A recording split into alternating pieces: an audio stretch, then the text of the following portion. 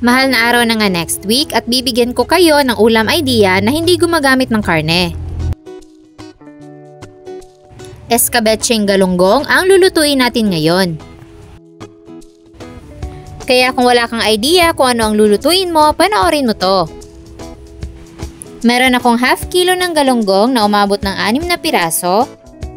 Nalinisan ko na to at ngayon lalagyan natin ng slice dito sa may tiyan para manuot yung sauce natin mamaya. Kailangan malagyan natin yung magkabilang side.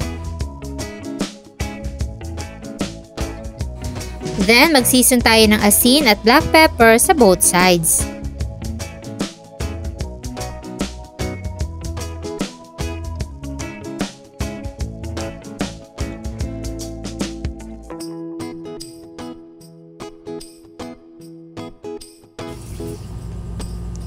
Pagkatapos ma-season, start na tayo magprito. Make sure na mainit yung mantika bago nyo ilagay yung isda. Tsaka nyo nabaliktarin kapag hindi na siya dumidikit sa kawali. Huwag nyo din palang i-overcrowd yung kawali para maging crispy yung ating isda.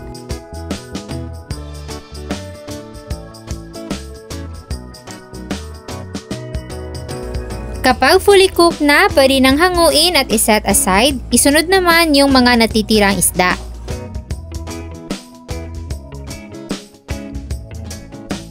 Habang hinihintay natin yung maluto, pwede na nating i-prepare yung ating sweet and sour sauce. Maglalagay tayo ng 1/2 cup ng banana ketchup, 2 tablespoon ng white vinegar, 1 tablespoon ng soy sauce, 2 tablespoon ng brown sugar, pineapple syrup,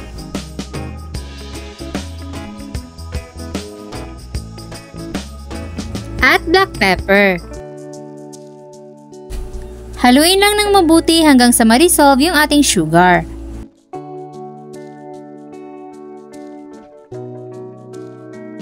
Itabi lang muna at magsisimula na tayo mag-isa. Unahin natin yung ating luya.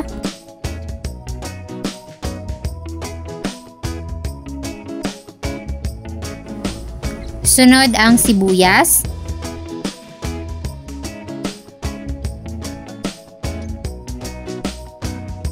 Minced garlic.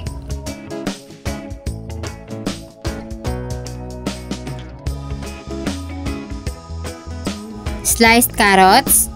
At red and green bell pepper. Igisa lang natin hanggang sa maging half cooked yung ating carrots. At this point, ilalagay na natin yung ating sweet and sour sauce. At yung ating pineapple chunks. Haluin lang at hayaang mag-simmer bago natin ilagay yung ating mga piniritong galunggong.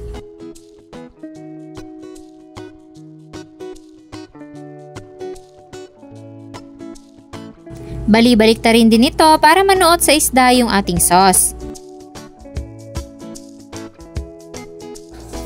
Ayan at luto na ang ating escabecheng galunggong.